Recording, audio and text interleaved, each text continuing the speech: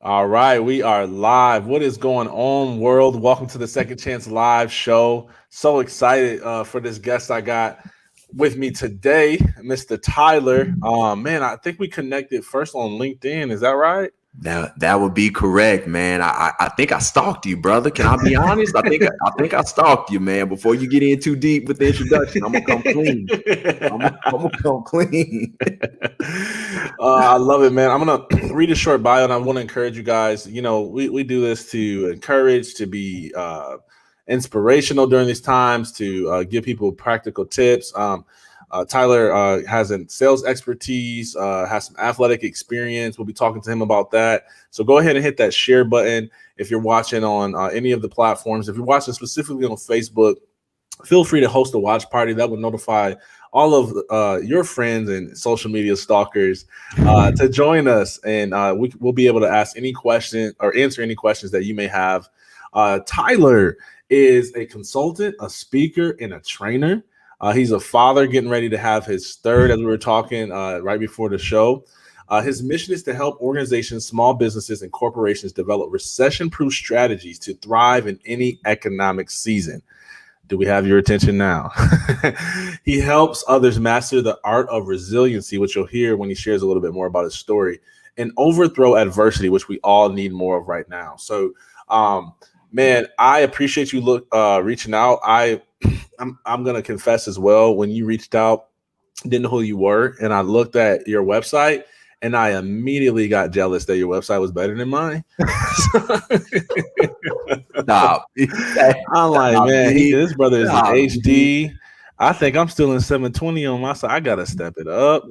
But man, I listened to some of your stuff, and I was really impressed, man, with your story. And I know we're gonna get into it. With MS as well. I've got a friend, I don't know if you know them, Dan Digman. They're writers and advocates in the MS space, but really good, man. And so always, have been supporting that initiative as well. So, man, we're gonna talk sales and business and life, and this is gonna be encouraging to others. So, y'all, I'm done talking. I want y'all to talk to my man's. Let's leverage our time with him while we have it. So, man, let the people know a little bit, like, what's going on in your life currently. Yeah, man. Well, I'm a native Texan, bro. So D, I don't know how many Texas people you have come across, but we wear that proudly on our chest. That we are our own country. You know what I'm saying? Yeah. So, hey, a proud Southern gentleman, as they say, coming from the state of Texas. But I think, just like everybody else in the world right now, my life has been impacted. My life has changed. Yeah. As a husband and as a father, my life has changed throughout this time. But it's also the opportunity to kind of fall back, honestly, D, on so much of what sports gave me. Can I be honest? Like, I feel in these moments, I feel so privileged that I had the chance to play sports. Right. So much of what I apply, I just wish sometimes that certain people had the opportunity to just play a sport for a small percentage of time. Right. Because I think when I give off the knowledge, people are wow or in awe. But I say, well, a lot of this stuff is just repetition from years and years of playing a sport. I don't have a bunch of books. I don't have a lot of it has been life experience that the game has taught me. So that's what I've been falling back a lot on throughout these times, D. I'm just being honest. Especially during these times. Yeah, man. And I want to get into not just your sports journey, but, man, how you developed this resiliency, because I know you got a very powerful story. Yeah. But we got one thing to squash. Okay. I don't know if you can see my screen here. Yes, I can. My screen? Okay. So, yes, sir. I went to Central Michigan University. Yes, I do. I already knew. So, what's this about, man?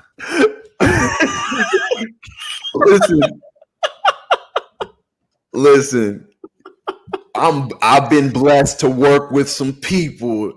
Yeah, I've been blessed to work with some people. I understand that, but you got the finger pointed right at the horse, man. I mean, I feel like I took that personal. Like I didn't even know you. I was like, this was like I feel like you changed that just because you knew I was gonna go look at the website. No, you know? and I'm seeing the Go CMU at the bottom now. Are y'all watching how this man is playing this up? Y'all listen. Hey, D, it is my duty to serve. And I don't discriminate who I serve. Listen, if I've got something to give, I'm going to give it. If people are willing to listen, I will share. Yeah. Tell CMU to call me, D. tell your alumni base, tell the business school to reach out, and I will serve. You hear me? See, you must not know much about this rivalry because until you get that off the front page of your website, we ain't calling you, man. Is it that serious? It's that serious, man. You got to take that down, man. I can respect that. I mean, you brought up some old demons, man. I looked at that and I said, "Oh, man, I almost wanted to tackle you." You know? Hey, don't you dare go back to your D-line days with me. Did, man. That back must be feeling really good nowadays. Then. It started, it got a little bit better when I saw that. I got one hit in me. It might be one, but I got one. Can't play a whole game. Yes. So, man, I am fascinated by your story of resiliency, and I forgive you. Yes. You don't even got to ask for the Western Michigan thing. But, man, let people really know, your upbringing. How'd you get into sports, and how did it become such an integral part of your life? And let's start there. Yeah, I think, honestly, D, I didn't have a choice. Honestly, coming from Texas, if you are a young boy growing up here in this state, you're gonna try it. Mm-hmm. The way the dollars circulate in high school football around here, I mean, you have state championship games that are 70,000 people. You have, I know my high school in particular, we were the first one to have a Jumbotron in the state of Texas, my high school. But before that, I think there was going to be a love for sports in general. I started with basketball first, and my pop made me wait till the 7th grade to play football. My father has a football background. My father's a former Heisman Trophy winner and a Hall of Famer in Earl Campbell. I tell people first and foremost, though, that like you get caught up in the accolades. What I'm proud most of the fact is that my father was a father and that he was present. You feel me? He wasn't just present. He made his presence felt, because I feel like there's a difference. Like there's a lot of fathers who are present, but are they making their presence felt? My father made his presence felt.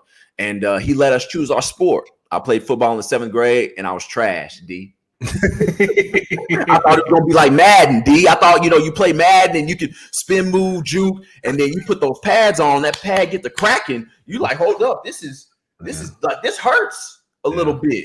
And so I was terrible. Puberty-wise, I was a year behind everybody else. So I was actually 11 turning 12 when I played football, middle school football here, you're 12, 13.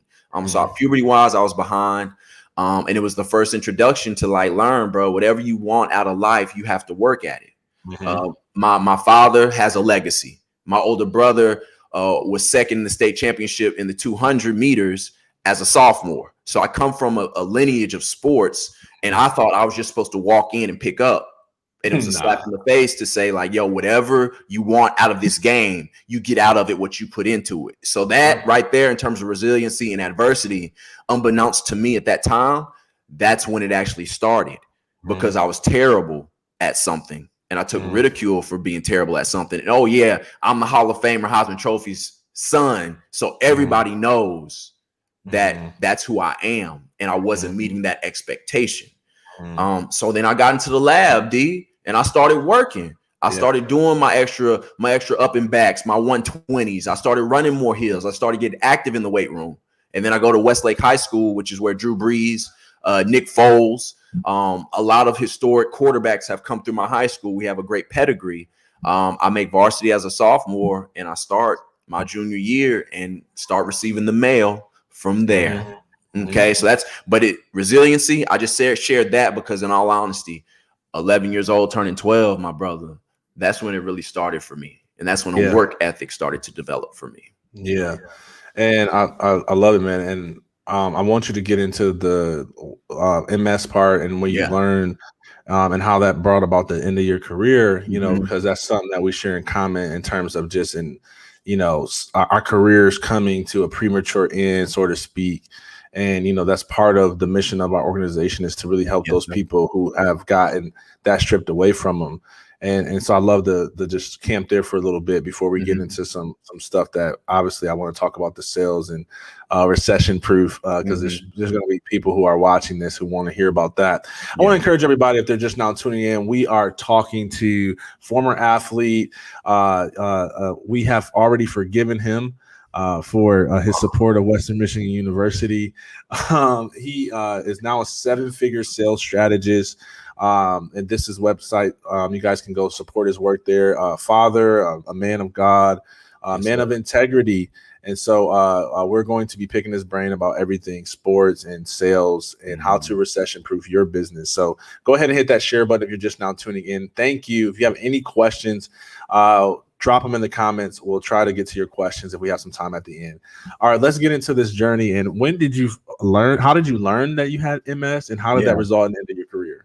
I literally woke up after playing BYU. My junior year was a month after my 21st birthday. And I woke up after that game of BYU and I fell flat on my face. Really? There was no warning. What? There's no warning. There's no warning. We go to sleep every night and we expect to be able to wake up out of bed and be able to walk. We take that for granted. I woke up out of bed routinely 5 o'clock the next morning, like I always do, no alarm clock, and I fell flat on my face. Paralysis down the right side of my body. I had developed like a neck jerking twitch uncontrollably. I noticed that I had slurred speech, almost like a stroke. And when I tried to get back to my feet, I fell flat on my face again. So you're having equilibrium issues, speech issues, and just paralysis down the right side of my body. The left side worked, my right side didn't. And I had no idea what this was. The beautiful thing about being an athlete, though, is, the next day you can go to the training room and get checked out. My roommate, who was a tight end, bigger guy named Matt, he helped me to my feet, and we got to the training room 8 o'clock the next morning. I failed all the tests. They were concussion tests. Everybody thought I had a concussion. I did not concuss. But my equilibrium was still off. And so it went from the athletic center to being shipped to a hospital. And it was at Scripps La Jolla Memorial Hospital where the MRIs were taken, where a spinal tap was given, where they take a needle this long and jam it into your spine and extract your spinal fluid. It hurt too. And it hurt. It hurt. And it's there that I learned about this thing called multiple sclerosis. So mine came without any warning, no idea whatsoever. What was your mentality? Did you think that you were going to be able to come back and play? No, dude, the same as yours, the same as any other athlete. There was never a question as to when I was going to come back, just about how long this was going to take. There was no, okay, well, I'm going to quit, or maybe football's not for me. No, it's like, okay, we take medicine for this thing. You give me my medicine, and I have finals. I'm trying to get my master's in public administration. Like, let's get this show on the road. You give me what I got to give, and I take care of it, and we go. And it wasn't like that. So it was a process. I had to learn and educate about the disease. I'm an African-American male, so we know sickle cell, high blood pressure, cancer, high cholesterol. Those are the things we know. I didn't know this MS, so I had to educate myself. I had to educate my family. It was a process, and you're trying to do this all while you're in college. And it was, it was mind-blowing, but it happens. All of our lives change in the blink of an eye. And so I reverted back to everything from 11 to 12. We fix this. We work at this, and we still going to play the game, and we're still going to get our education. And so I didn't know I was the first one to play the game with MS at that time, D. I knew I signed a contract for a scholarship. I knew that I was supposed to get my education, and I knew I wasn't supposed to let my teammates down. So, hey, I took all my finals left-handed, got on a medication. I noticed that my right side didn't work anymore, but I didn't tell my coaches. I didn't tell my teammates, because a man's pride. I hadn't gotten there to learn how to handle myself emotionally. I didn't know how to cry. I didn't know how to be okay with being vulnerable. I was going down that path of having to be forced to start to figure those things out. Yep. Wow. Yeah. Man, I'm over here, you're making me go back to the news when I got it and some of the things I went through. And I put myself through the ringer trying to keep that dream alive. You pivoted a lot better than I did. Man, D, you were taking steroids, man. You took a lot of different things into your body, ingested just to try to keep it alive, because you don't want to go back to Jackson. No, sir. You don't want to go back to Jackson. Well, unless we're for this book signing. That Jackson, I didn't say it. Thanksgiving. They know what it is, man. They know what it is. Man, there's so many questions I want to ask you. You know, I understand that you went back to your roots, but you know, was there any type of regret for you, or was it an instantaneous, like, I just got to make the best of the hands of the cards I was dealt? So for me, I think college had started to change. I was already stepping into this mindset of my life was going down a different direction than football. Okay, because I could start to read between the lines. We had a coaching change. I got moved from running back to fullback, a position I didn't like, but I love this game and I respect this game. Right. I was an older running back in the room, so I was responsible for getting my younger backs to class on time. I was thrusted into a leadership role, and what it showed me was that, can you still lead even though you aren't playing the key position? Because you're just a fullback. You just making blocks, D, and playing special teams now. Yeah. You know, you're not scoring touchdowns no more. So can you still get the leadership or the belief in leadership from the upperclassmen, the running back room, and the coaching staff, even though you aren't that marquee person? Right. And understanding, like, can your actions produce a level of leadership? And that was the game I played with myself. And then I noticed that it did. I may play a different position, but I walked through college understanding I had a greater level of respect and admiration. So it was like life kind of showing me something. I wanted ball, though, and that was hard to accept. I still get mad a little bit, D. I'm not gonna sugarcoat nothing. Like, bro, I'm still mad. And not D, I remember I could still get you 4 carries for 49 yards against BYU being a fullback, knowing that I could play the running back position, but I'm playing football. Like, it's coming back. D. Yeah, I know. Okay, so but what changed my life was taking an Africana Studies speech class at SDSU. I had a phobia of speaking in front of people. So I waited till my senior year to do it, and I took Africana Studies speech because it's like, bro, if I can talk in front of some black people, maybe that'll be a little bit more comfortable. If I can talk about maybe some people who look like me, that was because I have a phobia. I'm scared. I don't speak and talk to people. I'm about that action. You show me what I do, and I will produce it for you. Right. So I was a senior taking freshman Africana speech with all these freshmen. And what I recognized, though, D, is that when you gave me something or a topic, it clicked. And I didn't study hard. I wasn't reading off of no note card. You asked for a 10-minute speech, I got you. And I knew that I had a gift in a different area that came to me more naturally than football. And so that kind of got my attention as I was leaving, and then MS, relapsed me on my pro day, and that was when football was done. And so when the National MS Society came knocking on the door, D, and they had learned that this kid played football with MS, I didn't think it was a big deal. We athletes, everybody hurting, everybody got something. There were people on the team who were diabetic, you know what I'm saying? Like insulin shots, like everybody has something. I didn't know it was a big deal. And so when the MS Society called me when I was 24 years old, and they said, after college had ended, I was 24, they said, can you come speak in front of 1,000 people at our national conference? I'm like, cool. They were like, do you need a teleprompter? I was like, no, what's on my heart and what I lived, I don't have to front for that. There's no notes for that. This is honest truth. And then when I got that and I saw the impact, I saw the hope, that's the word, the hope that it gave other people with MS. That burned inside of my spirit and in my soul far more than scoring a touchdown ever has produced in my life. And so I got the hints as I was getting out. And then once I started living it, it gave me something, D, at 24. What is a one message that you would want people who don't struggle or understand MS to understand about the people that are living life with it? I want people to understand that it hurts. it strips you. It hurts because it's hard to explain to people, because on the outside, a lot of us look like we got it together, but it's an autoimmune disease. So it's our body is attacking itself on the inside. So that's what hurts, is because on the exterior, sometimes we look good, but you can't see it.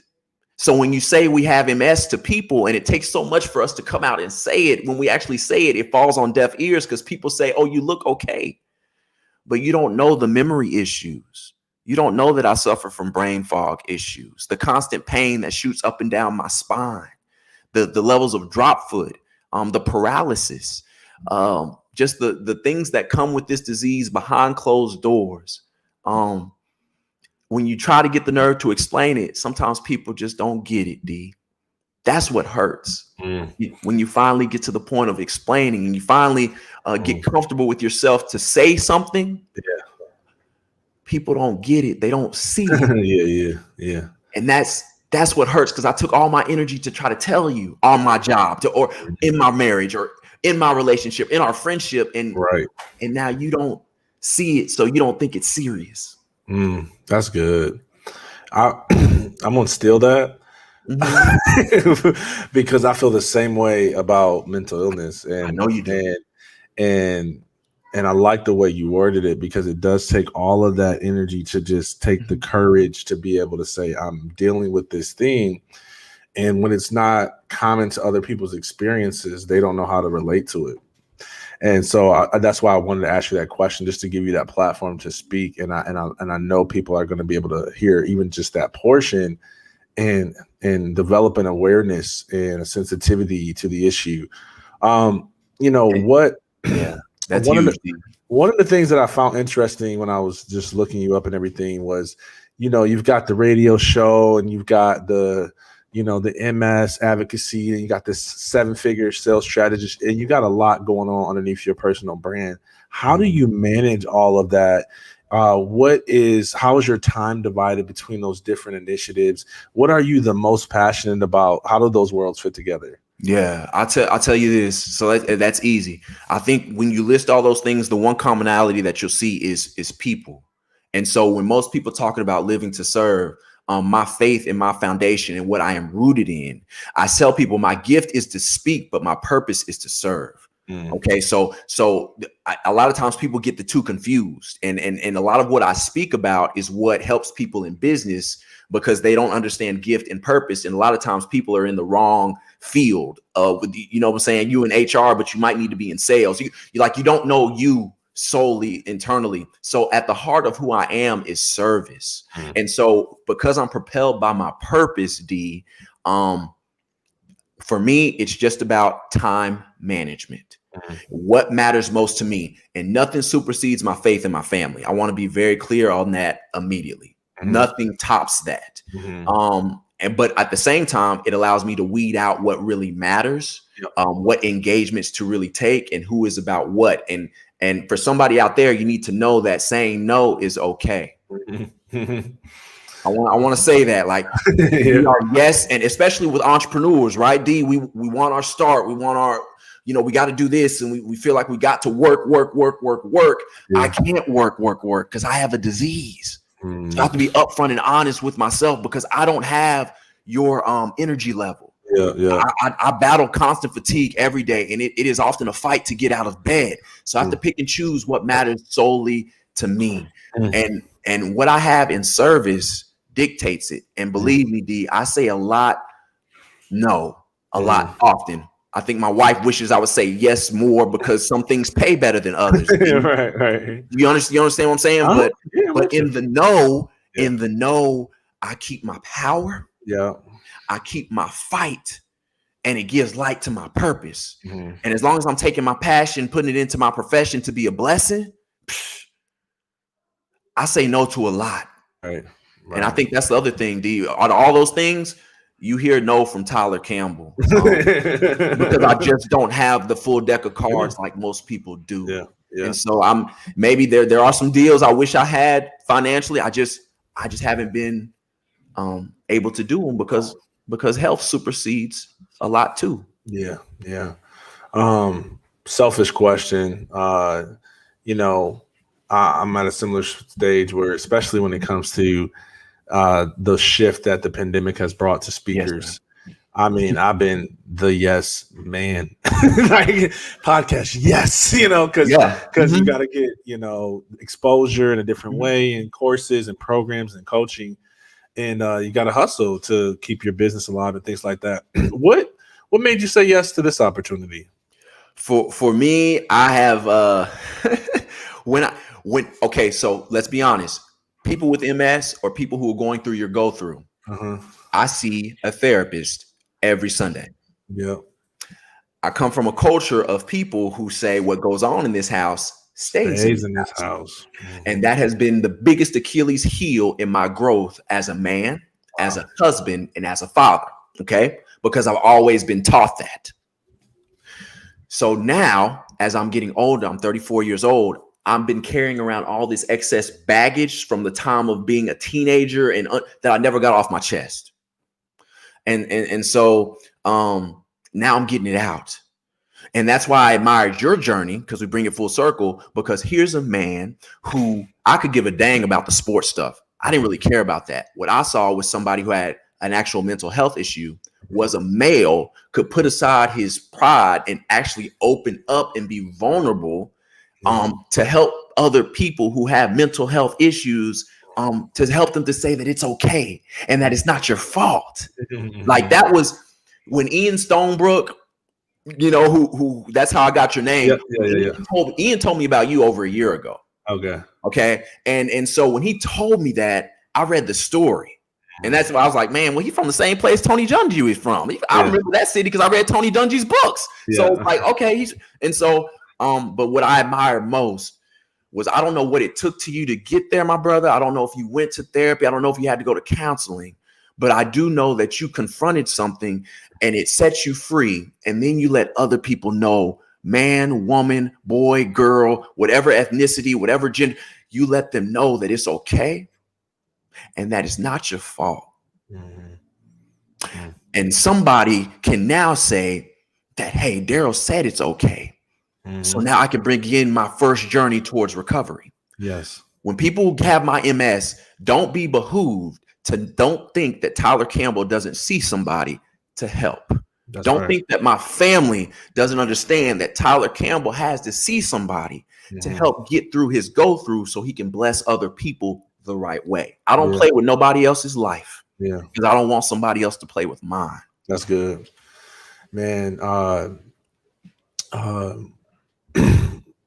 I don't want to assume that this is something you struggled with, but it was something that I struggled with. Go ahead. Hold on. Look at him. We got to take that. We got to take that Jackson, Michigan sip. Got it. Hey, I know Jackson. I used to call on Myers supermarkets. Okay, in Michigan. That's the truth. Call on Meyer. Okay, that's the truth. It's so funny. I went back to Michigan this past Thanksgiving. It's the first time I've been back in a while. Okay. And we went to Meyer, and I was acting like I didn't know how to act, boy. I did a Insta story, and I'm like, y'all know these Southern people don't know nothing about this Meyer, man. Like, Meyer is the truth. Hey, tell them it's the first hypermarket super chain, a hypermarket grocery store. Before there was Walmart, ladies and gentlemen, there was Meyer. Sam Walton stole Meyer's idea. I want y'all to look. We're talking about business. Do your research on Meyer supermarkets and Walmart. So I am in a group with Melanie Walton. I do not partner with that claim.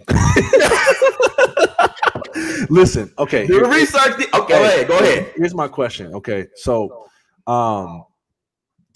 one of the things I struggled with was knowing that God could take away my struggle. It wasn't a matter of his ability. So it had to be a matter of his willingness. And I'm a brat, and I was frustrated at God. And I'm curious, has that been a wrestling point in your relationship with God, being a man of faith, knowing that God can, but he won't take away your MS? And I'd love for you to speak to that. The first time I got mad, when I really got mad at God, was the relapse that took the game away from me. After my pro day, my mama was sitting at the foot of my bed and she read me the scripture of going over Paul and the thorn in his flesh. And I'm like, man, you could have took Paul's thorn, like, but you didn't. And it's still trying to be proven what the thorn signifies. Was it his eyes? Was it actually in his flesh? Whatever. But the point of it was you could have taken that away, but you didn't. And now I have drop foot. My mama has come to California to take care of me. She's helping me wipe myself and use the bathroom. And now I have erectile dysfunction issues and I'm 22 years old. I go to church every Sunday. I serve faithfully. I do athletes in action. I help bring my brothers over to this discovery of the Lord. I get it. Yep. So why? And I know you could take it away, Lord, if you wanted to. But the second I walked off of that stage, when I was 24, I got the answer and I never questioned it again. I still battle erectile dysfunction. I still battle all those same things. They haven't changed. But I tell people MS is the gift that God gave me. D, if it's not for MS, I'm not talking to you right now because my life isn't going down that road. I've been blessed to meet so many people and to help serve so many people. And I always tell people I begin my day with the end in mind. So if the Lord so help me takes my breath away from my lungs, I can go and lay my head at rest knowing that I have done what I have been called to do, what I've been commissioned to do, to serve and use what he gave me and turn my MS into the biggest blessing I've ever received. I don't tell people that they should all look at their disease that way. No, I just tell people the way I look at it. But I'm with you, D. But I didn't get that answer until 2 years later. And since then, I don't question and I never have ever again, even though I'm still battling the stuff to this day, every day. So good, man. I want to answer a question that came from Rex. He said, if you knew you had this gift before you got on the football route, do you think you would have chosen it over football? See, that's the thing. I don't think so because I didn't have my own sense of self-worth. My last name is Campbell. I thought playing football is what we did. I thought that that's the gift that has been passed down. I didn't know what speaking. None of that. That was never. And then to know that when you go to a pro day and you speak to people and you just know, I literally was so blinded. You don't know what you don't know. Yeah. I was brainwashed from the moment I was 12 into thinking that football was all that I knew. And I'm not saying that my parents were bad. I'm not saying that my parents even forced it because they didn't. My dad didn't want us to play ball from the very beginning. He wanted us to go do something different. But I didn't give myself the own sense of self-worth and somebodyness, like Dr. Martin Luther King always talks about. Self-worth and somebodyness to know that my life could be put on a different trajectory to do something, watch this, even greater. Than catching the ball and running, then blocking, then knocking somebody's head off. Even greater, D. You know what? Here's one. I'll let you take this. I listened to an interview of yours, and you talked about how a young lady came up to you who was dropped off at an orphanage. Hear me out, y'all. He said she was dropped off at an orphanage, but she came to see him, and he could see the cuts over her wrist. And D, that same feeling that you got when you spoke to that young lady, I'm willing to bet that you never forget that. And that thing propels you further than whatever football had to offer you. Because it made a difference. Oh, yeah. And I always tell people, it's funny, I just recorded some content this week, and that's one of the stories I told. Because I said that's the quickest way. That was one of the most life-changing moments for me in terms of breaking insecurity of speaking. Amen. Because I recognized, like, oh my God, I'm so worried about being impressive instead of focusing on being helpful. And and it was in that story. And honestly, man, that keeps me going. Even times where I'm like, I don't feel like speaking. And it happened today. I did a live stream earlier today. And I don't always feel like going there because when I let myself, like, I get there and I can feel those emotions again. I can feel the lowness. And sometimes I'll mess around and get too into it. I think it's today. and I come out and my wife be like, what's wrong with you? I'm like, I just got off an interview, and they took me back to 2011, and I did the stream today, and there's like 4 people watching, and some lady reached out to me afterwards and talked about some issues that a family member of her was having, and I was like, this is why this is important. Man, I want to get into some of your sales experience, because you make a pretty bold claim that you can recession-proof your business. And I know there's a bunch of people that's going to watch this, and whether they're live or on the replay, that's like, give me the tip, the secret sauce, because we are in the middle of a pandemic. Right. And I wanted to first and foremost start with what I spoke to about earlier. I think everybody on here needs to first and foremost, you got to search yourself before we get into your organization and what your position is and what the head leadership is. Understand that you are an essential piece to whatever your organization is doing. I need you to talk yourself up for a second and understand that what you do on your job, number one, it matters. And I don't care if nobody ever pats you on the back. I don't care if nobody ever gives you a compliment. I'm telling you, and I'm talking to you about, if you're an essential worker or whatever, your job is essential to the company. I need you to get your self-worth. Reverts back to what he and I were talking about earlier. Assess yourself. What is your gift? Your gift I defined as this: that thing that you can do with relentless passion, energy, drive, and watch this, consistency, even if your organization never paid you a dime to do it. What is that thing? Like I told you, there are some people who are in HR. They need to be in sales. Do you hear me? There are some people, you're not being strategically placed.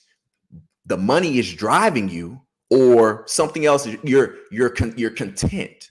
And if you're content, the value of your organization is not allowing to flourish, because you're not going above and beyond, because you're not operating in your gift. And if you're not operating in your gift, the way that you approach your job is totally different. It's just another go-to, and you kind of become methodical. You don't challenge, you don't persist. Okay. And then I want you to also understand this. We're religious, and I can go there with you. This is your podcast. I told you your gift. When you understand your gift, then I need you to walk in your purpose. Your purpose is the divine calling from the man up above. I serve. That means for me, man, I'm going above and beyond, even if it means you going to get your promotion before me, because I understand the betterment of this organization, because I understand team from sports. And my purpose is to serve. I know that from the man up above, because I search myself. I bring those things to the table, and it transcends. This is what I want people to understand. My family, my father started a smoked sausage business. It's the number 9 sausage company in America. Okay. We sell over 10 million pounds of sausage. I told you I used to call on. Y'all ship? Yeah, we ship. We ship. Put my address in the chat. But the reason I say this is to bring it full circle for you, because Meyer Supermarkets is at home for you in Michigan. My gift is to speak, and my purpose is to serve. And I understand that. My father wanted me to come in and try to do an executive job. Run a business. I didn't want that. I understood who I was. I understood that if you stuck me behind a desk, I will go clinically insane. I got to get out into the field, and I have to do sales, and I'll be on commission. Okay. On commission sales. And so what I did was I took that passion, and I discovered a thing called Wikipedia. And I made sales calls Monday through Sunday, all the different grocery chains across the United States of America, because I understood my passion and I understood my gift. And that's how I ended up starting to become $1 million salesman for my company, because I just operated in those things, and it transcended the company. We were a Texas company. All of a sudden, I flew to Grand Rapids, Michigan to call on Meyer Supermarkets, and Meyer Supermarkets put me in their chain of stores in Kentucky and lower end of Ohio. Gift and purpose. And it propelled me past other people who were there. But then watch me, because I served, it helped bring the other salesmen along with us. Mm-hmm. And as our core, we produce more sales for the company than had been done before. Mm-hmm. So what is your gift? Mm-hmm. And what is your purpose? It doesn't matter what life brings you. Those things are impenetrable.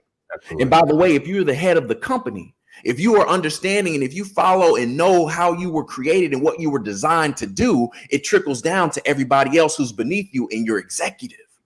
Mm-hmm. It trickles down. But if you don't have your identity, if you aren't true and honest about who you are and what makes you tick, nobody else can get the fruit from the tree. Mm-hmm. Mm-hmm. Can't nobody else get it. Nobody else can get it. I love it. I remember I'm not going to quote the job because they might be watching, but I was at a job that was hurting me at one point. Mm-hmm. And, but I knew I was in a season of development, and I knew that I was there for a purpose and a reason. And I recognize now, like I wouldn't trade it for anything, but in the time I was that person that was not bringing my all, because I'm like, man, I'm ready to shift out of this, do my entrepreneur thing. And Colossians 3:23 was my lifeblood. Speak it, D. Everything you do, tell them, D. You gotta tell them what it says. Tell them what it says. Wholeheartedly as unto the Lord and not as unto men. And that's what you're describing it. When you work from that level of understanding of your higher purpose and yourself, that is how you have resiliency. That is how you have phenomenal results, because you are in the genius of your gift and you're serving at a level of excellence, knowing because who you're serving in this bigger game that you're playing, for lack of better words. It's just that will not just get you through, to see you through and to help you overcome and live victoriously. So I'm with you, man.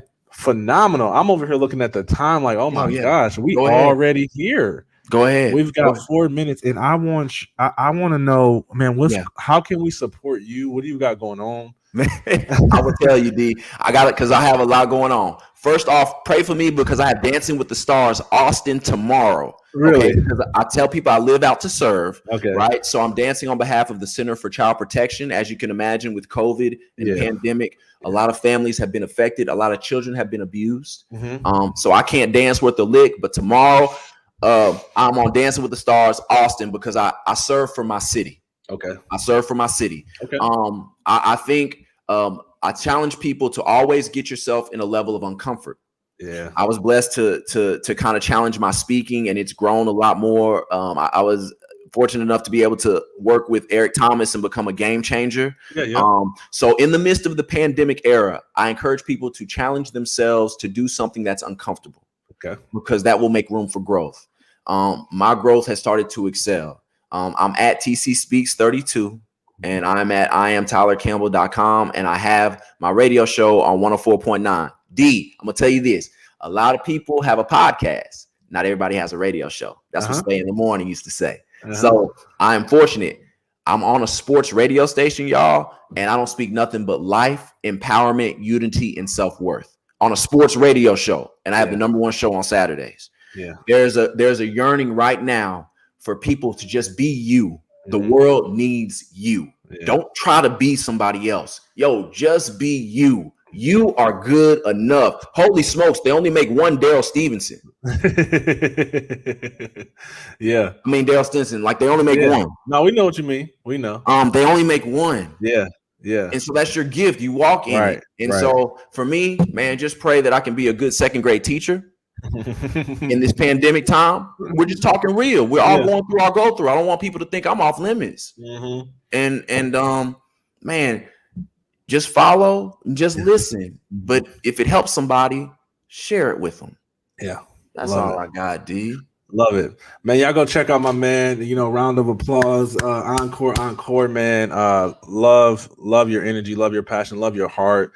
And still pretty hot about this Western Michigan thing. Get over that, D. Stop it. I want D. Listen, y'all don't know this, but maybe if D had a gig from one of these other universities, he might take it. If somebody was needing, I would. The Western is the only one that I'd be like, I don't know. I had to pray about that one, man. But the other university, I'm like, come on with it, It's just that Western, man. They did so much wrong to us over Hey, the years. listen, I love you, and just know that somebody down in Texas, Yeah. your vulnerability and your openness Appreciate has that. helped. Again, self-care. Yeah. And I applaud you for that. Yeah. I applaud you. Thank you Thank for you. that. Thank you, man. And I appreciate you cheering you on. Y'all go support the man. We're gonna find a way to tune into that. If we can't catch it on local TV, throw it on your YouTube or something. Y'all go support what he's doing. Thank you again. And remember, no matter what you've been through, that your best days are always in front of you and they're never behind you. We love you. And until next time, peace.